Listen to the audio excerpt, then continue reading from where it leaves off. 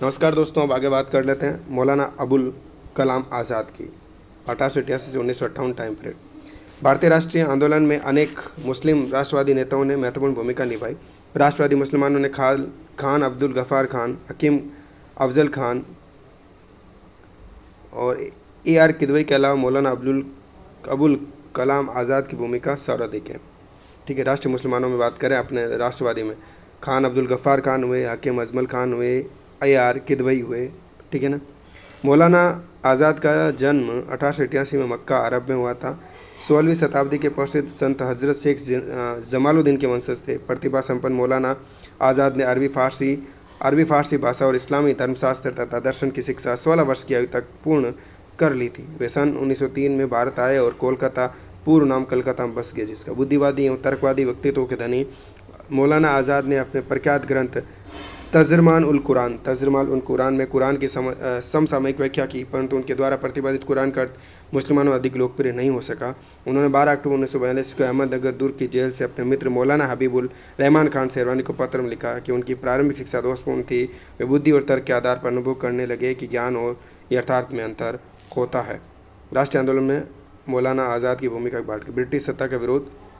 उन्होंने जुलाई 1912 में अल हिलाल नामक, देखो अल हिलाल किसका है, प्रकाशित अल हिलाल पत्र मौलाना अबुल कलाम का, ठीक है ना, नामक साप्ताहिक पत्र प्रकाशन आरंभ किया। उन्होंने अल हिलाल के 18 दिसंबर 1912 के अंक लेखक का शीर्षक भारत की स्वतंत्रता और मुसलमान में लिखा। भारत एक कृषि प्रधान देश था। इसकी संपत्ति इंग्लैंड के पेट में बढ़ती जा रही थी और इस प्रकार हजम हो जाती थी और भूख है का नारा सुनाई देता था। देश की समस्त संपत्ति 17,000 गोरे सिपाहियों को सोना और चांदी खिलाकर लुटाई जा रही थी, किंतु देश के निर्धन काले लोग शिक्षा और स्वास्थ्य के लिए प्रबंध से वंचित थे। नमक भी मिलता था तो चुंगी देकर, शिक्षा भी मिलती थी तो घर बार बेचकर। अंततः सन 1915 में अल हिलाल पत्र को उन्होंने सरकारी आदेशों के अनुसार बंद करना पड़ा और इन उग्रवादी विचारों के कारण मौलाना आज़ाद को सन 1916 में बंदी बना लिया गया। उन्हें 1920 में मुक्त किया गया। 4 साल रह गए ना। मौलाना आज़ाद का राजनीतिक कार्यक्रम अलीगढ़ आंदोलन के नेताओं के विरुद्ध था। वे मुस्लिम लीग के नेतृत्व और कार्यक्रम से अत्यंत असंतुष्ट थे। अल हिलाल 18 दिसंबर 1912 में मौलाना ने लिखा, जब हिंदुओं ने अपनी समस्त शक्तियों को देश के संघर्ष के लिए समर्पित कर दिया तो वे देश की स्वतंत्रता की आग सुलगा रहे थे।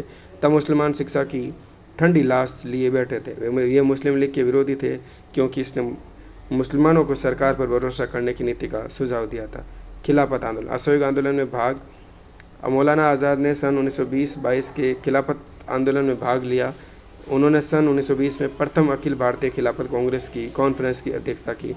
पूर्ण स्वतंत्रता के समर्थक मौलाना आज़ाद ने दिसंबर 1923 में अखिल भारतीय राष्ट्रीय कांग्रेस के दिल्ली के विशेष अधिवेशन की अध्यक्षता की। उनके अध्यक्षीय भाषण में यह स्पष्ट हो गया कि अल्पसंख्यक और बहुसंख्यक के तर्क को बहुत कम महत्व देते थे। महात्मा गांधी और असहयोग आंदोलन के प्रति उनका विश्वास अधिक गहरा था।